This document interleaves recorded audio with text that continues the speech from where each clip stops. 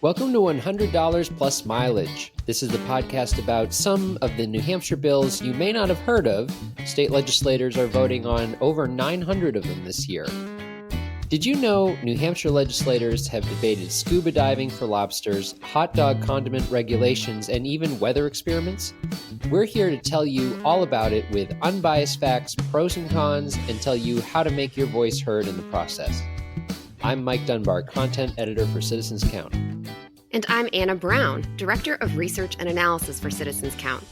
Today's topic is a little bit of a throwback for me because I bring it up a lot in presentations as an example of how one person can make a difference in New Hampshire. I'm also a little surprised it hasn't gotten more attention this year, given the spotlight on gender and school bathrooms and all the attention the law got the first time around. Quite the teaser intro there. I have to introduce the bill somehow, don't I? So here it is. Today we're talking about New Hampshire's law related to period poverty and an effort this year to change it. All right, well, first, let's take a walk down memory lane and talk about this original law. Okay. In 2019, Governor Sununu signed a bill that required every public middle and high school in New Hampshire to provide pads and tampons in female and gender-neutral school bathrooms for free. The new law, SB 142, aimed to address the issue of period poverty. Some low-income families can't afford pads or tampons. The school nurse can provide a free pad or tampon, but a trip to the nurse comes with embarrassment and lost class time. Students may instead use rags or other makeshift pads, or they may simply stay home from school. There are no statistics about how common period poverty is specifically in New Hampshire, but roughly 9% of New Hampshire children under the age of 18 live below the federal poverty threshold, according to U.S. Census data. A 2021 national poll commissioned by Thinks and the nonprofit Period also found that 1 in 5 teens has struggled to afford period products, and 1 in 4 has missed class because of lack of access to period products. I remember this. The bill was brought forward by a high school student, wasn't it? Correct.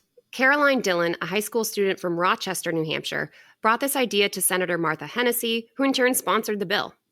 And I like to talk about this bill in presentations because it's a wonderful example about how one person, in this case, someone who's not even necessarily old enough to vote, can make a change in the New Hampshire legislature. And the bill had bipartisan support. When Governor Sununu signed the law, he wrote, "The legislation is about equality and dignity. SB 142 will help ensure young women in New Hampshire public schools have the freedom to learn without disruption and free of shame or fear of stigma," end quote. Very much a coming together moment. But not everyone was perfectly excited about SB 142.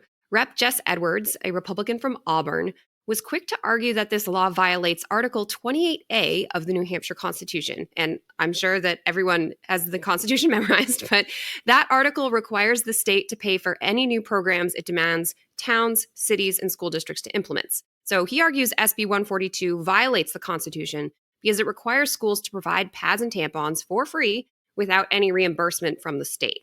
So he's tried a couple of times to propose bills that would change SB 142. This year, he sponsored HB 129. As introduced, that bill would require the state to cover the cost for schools to provide pads and tampons to students for free in school bathrooms. He included a formula for how much money each school would get based on, how many female students were in the school. I mean, there's plenty of people out there arguing that New Hampshire doesn't send enough money to schools. So even though Rep. Edwards is a Republican, I could see this idea appealing to Democrats, maybe. Well, the House Finance Committee did not like the idea. They completely rewrote HB 129 and made some different changes to state law. Notably, the amended version of HB 129 removes the requirement that free pads and tampons be located in school bathrooms. Public schools could choose to make the period products available elsewhere, such as the nurse's office or the principal's office.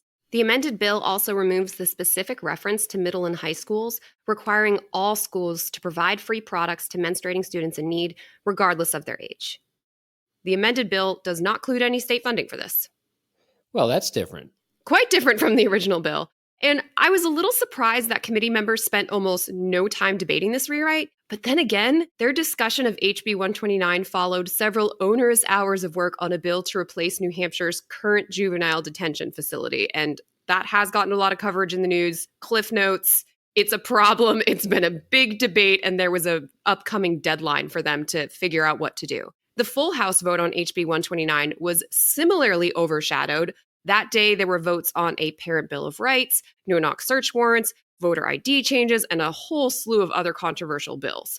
It's been a year for big controversial bills. HB 129 may get more scrutiny in the Senate. However, 11 people testified at a recent Senate hearing on HB 129. 10 people signed in for the bill, and 69 people signed in against the bill. Let's dig into the pros and cons of this new version of HB 129, which is now in the Senate. Supporters of HB 129 argue that it removes potential legal issues for the state while giving schools flexibility to provide free pads and tampons in a way that makes sense for their school district. At the first public hearing for HB 129, Principal Lori Collins of the Auburn Village School, which is, I believe it's K through 8, testified that it was a significant expense and inconvenience to provide free pads and tampons in school bathrooms. She said, "We have had septic issues, we have had pads stuck to ceilings, pads stuck to walls." And she noted that when a student had to ask a nurture teacher for a pad or tampon, it provided an opportunity to build trust and connect that student with more help.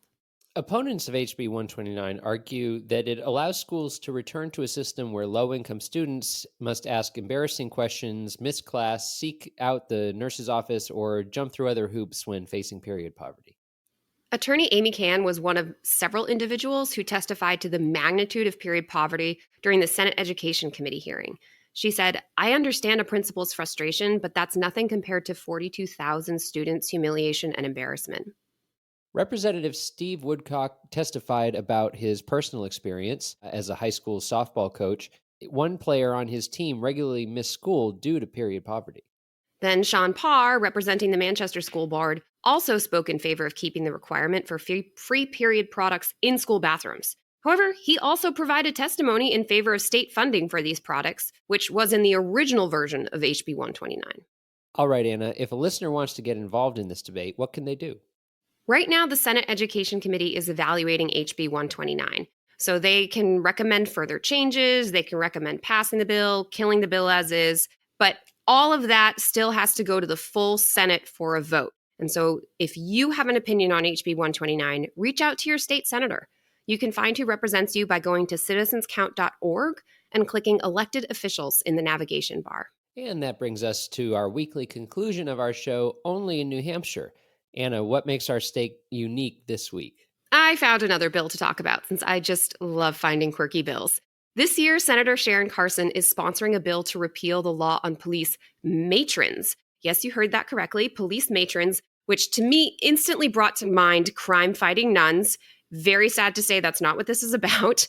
Evidently, in 1915, New Hampshire passed a law allowing towns and cities to appoint police matrons, basically women who would have the same power as constables.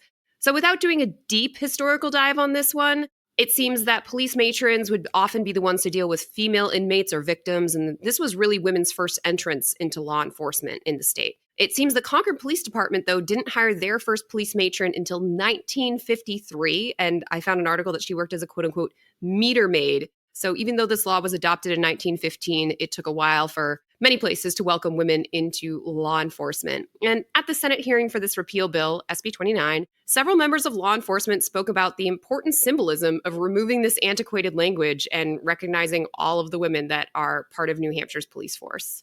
Very interesting. I think there's a lot more antiquated law on the books where that comes from.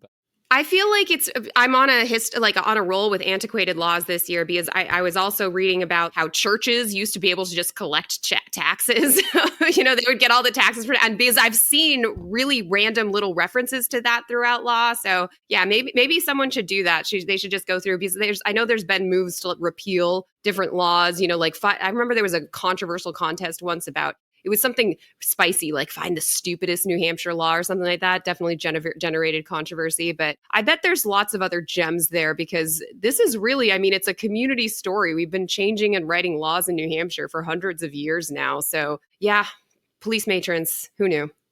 Who knew? All right, well, that wraps up this week's episode, but you can find more information and episodes at citizenscount.org. We'd like to thank Franklin Pierce University for producing and the Granite State News Collaborative for hosting. Our theme music is composed by me, Mike Dunbar. Lastly, we thank you for giving us a listen and thinking about how you can be part of what makes New Hampshire by the people, for the people.